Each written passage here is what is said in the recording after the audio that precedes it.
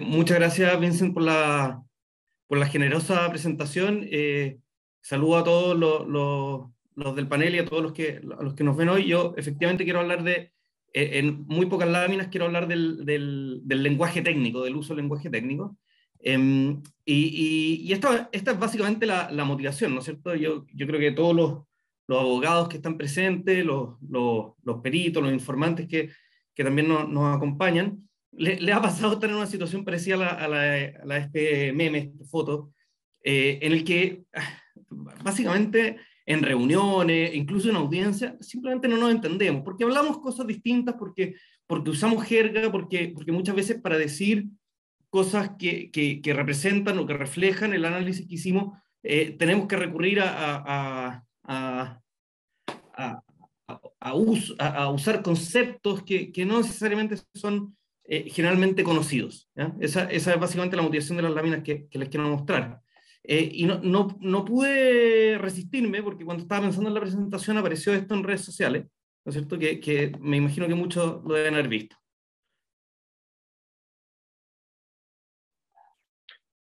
Jorge, no se escucha el audio. Bueno, bueno, si no se escucha, no importa, lo conocen, ¿no es cierto? El famoso video de esta persona que hablaba el lenguaje extraterrestre, ¿no es cierto? Y después lo iba traduciendo, y era algo bien gracioso, pero creo que refleja, no me puedo resistir de ponerlo, porque refleja muchas veces conversaciones, ¿no es cierto? Estaba viendo el panel pasado, en que, no sé, tal vez el abogado o el cliente pide algo, tiene una visión del caso, los informantes, en mi caso los informantes económicos, vemos el caso de una manera distinta, por distintas razones, y si no somos cuidadosos con el lenguaje, simplemente no nos entendemos. ¿Ah? Y esto es solamente un ejemplo, también me lo encontré en redes sociales justo cuando lo estaba preparando. Esto que se ve acá, aunque ustedes no lo crean, es un chiste, ¿ah? Y por lo demás es gracioso, creo yo. Básicamente lo que dice es que yo pelo papas, digamos, de manera tosca, gruesa, y me llevo la cáscara con muchos pedazos de papas, y en cambio mi mamá o la persona que sea lo hace de manera fina, elegante, ¿ah? Sin llevarse muchas papas con la cáscara. ¿Ah? Y para entender este chiste, que es el punto por lo que acompaña esta lámina, es que hay que saber algo de matemática para poder entenderlo. ¿Ah? Esto es solo gracioso para todos los nerds que en la universidad aprendimos matemática y que nos gusta y que no podemos considerar que esto podría llegar a ser gracioso. ¿Ah? Y ahora, entrando en materia, solamente un ejemplo. Causalidad versus causalidad. Los economistas, o en general la estadística, para no decir los economistas, entendemos la causalidad básicamente como algo distinto a la correlación. Todos los que están observando hoy día lo saben de memoria. Básicamente yo para linkear un hecho dañoso a un perjuicio, un daño, tengo que tener una vinculación causal entre el hecho y los efectos. Y en estadística eso también ocurre. Acá puse este gráfico como un ejemplo. Esto es una planta generadora que tuvo que parar acá en este periodo rojo. Esto en realidad es cero, no hubo generación hidroeléctrica de energía, y nosotros con algunas técnicas estadísticas pudimos reproducir cuánto habría sido en el curso normal de los acontecimientos la energía. Y se ve así como esas líneas rojas que se ven, como que completamos el gráfico. ¿Ya? Y en la audiencia el abogado de la otra parte está, y entonces bueno, nosotros dijimos esto es una estimación causal. ¿Por qué es causal? Porque estamos despejando, mejor dicho, estamos considerando esto era una planta hidroeléctrica, entonces la lluvia, el deshielo, el caudal, etcétera, etcétera. Estamos considerando todo eso. Entonces nadie te puede decir que la diferencia con lo efectivamente producido es porque, no sé, porque no llovió, porque no hubo deshielo. El efecto que nosotros estamos calculando era producto causalmente producido por el paro de la planta. Y el abogado de la otra parte trataba de insinuar que había otro concepto de causalidad, y era que la planta había parado por alguna razón, de alguna resolución de la autoridad eléctrica chilena. Daba lo mismo, porque estábamos hablando del mismo tipo de causalidad. No había Él lo que le intentaba hacer era introducir una causalidad como un eslabón entre medio de qué era lo que estaba causando, y yo no puedo como perito económico decir qué es lo que la causa. Yo lo único que estaba estableciendo es que estadísticamente el efecto que yo estaba calculando en la generación hidroeléctrica perdida no se debía a otros factores como la falta de lluvia o la falta de hielo, ¿ya? Entonces, bueno, ¿cómo reducir barreras? ¿Cómo comunicarnos mejor? Esto lo puse de ejemplo, es un paper famosísimo de 3 economistas también famosísimos, que es la base para estimar demanda, cosa que hacemos muy comúnmente en informe económico. Y por supuesto que nosotros, aunque este paper es lo que está detrás de muchos de los cálculos, de algunas de las técnicas, por supuesto que no entramos en este detalle en la audiencia, ni siquiera en los informes, bueno, dependiendo ahí del tribunal. Por supuesto que no tiene sentido usar este nivel de jerga estadístico o económico ni en el informe ni en la audiencia. Entonces, ¿cuáles son tal vez algunas simples recomendaciones?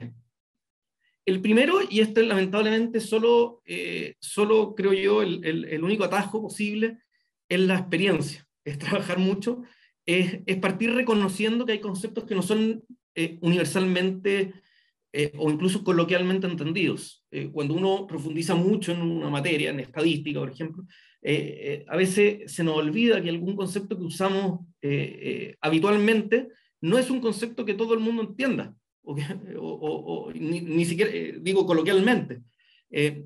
Solamente de revisar y revisar y volver a leer y volver a leer los informes, podemos ir entendiendo finalmente cuáles son los conceptos que nosotros usamos y que no nos van a entender, conceptos técnicos quiero decir, y que no nos van a necesariamente entender cualquier tipo de público que no comparta la misma formación. Lo segundo, lo más obvio en términos de uso de jerga, reducirla lo más posible. O sea, si soy capaz de reconocerla, bueno, tratar de reducirla. No es necesario, como mostraba en la foto del paper, llegar a ese nivel de detalle, simplemente tal vez citarlo, de explicar por qué es relevante y bueno, ir a lo propio, cuáles son los cálculos. No es necesario entrar el uso de jerga en muchos de los casos en que sí lo usamos. Y cuando sea necesaria la jerga, porque está cargada de conceptos que son importantes, traducirla. O sea, si yo estoy hablando de los resultados de una regresión econométrica, que no cabe el caso explicar lo que es, yo en lugar de mostrar una tabla y hablar de la significancia estadística, puedo decir, mira, esto significa que por un cambio del 1% no sé, en el precio, se va a consumir un X% menos, y eso ya es una forma de traducir en lugar de hablar de la elasticidad. ¿Ah? La elasticidad es un concepto que es importante, la otra parte tiene que entender que estoy hablando de la elasticidad, pero yo puedo traducirla en un informe siempre y cuando parta de lo más arriba, asegurarme que reconozco que elasticidad tal vez no es un concepto que todo el mundo entienda, y que solamente la estoy usando porque es estrictamente necesario, y cuando no es necesario simplemente me deshice de ello en el informe, ¿ya? Otra técnica, diría, para reducir barreras es no solo acompañar las bases de datos, que es algo típico que hay que hacer, pero también acompañar los códigos, los comandos utilizados. Esto, para los que son abogados, probablemente no lo conocen, pero esto es como se ve un software muy clásico de manejo estadístico, Stata, y esto son algunas líneas de código, digamos, de cómo se trabaja una base de datos para poder llegar al resultado final. ¿Por qué creo que es importante para reducir barreras en el lenguaje técnico acompañar los comandos como anexo? Bueno, primero por transparencia, por credibilidad, por seguridad de que lo que está hecho está bien, pero además por replicabilidad, por darle la oportunidad a la otra parte de, si no entiende algún cálculo, bueno, podrá tener su propio informante, su propio economista, y podrá replicar las cosas. Entonces, si ya el lenguaje técnico nos aleja algún cálculo matemático, bueno, por último le estoy dando todas las herramientas para que ellos revisen y reduzcan entonces la barrera, la brecha que separa, ¿ya? Y lo último que quiero decir es el uso de gráficos, ¿ah? Los gráficos son, bueno, esto no es que sea una técnica, no es que esté descubriendo América con esto, ¿no? Es algo que es muy común, que es muy útil, pero en mi opinión, muchas veces desaprovechado. ¿Ah? Esto es solo un ejemplo, no, le borré ahí el nombre, es de un informe público, por eso lo uso, por eso se ve así, además lo saqué de la propia página del tribunal. Pero este gráfico uno podría perfectamente poner salidas econométricas y empezar a debatir, ¿no es cierto?, sobre si la media tiene mucha varianza y por lo tanto no es estadísticamente significativa.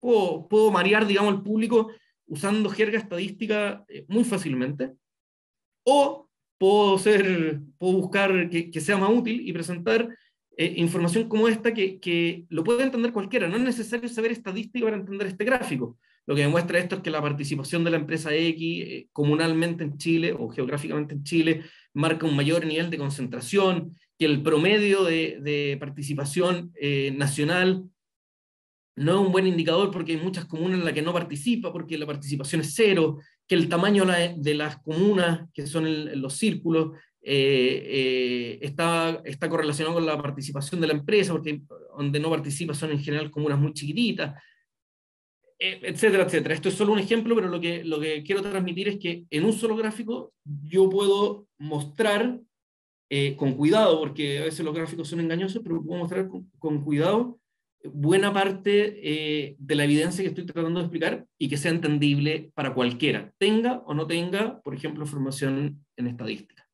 ¿Ya? Eso. Con eso dejo de compartir. Una imagen Y vale 1000 palabras, ¿no? así es, así Hay, es.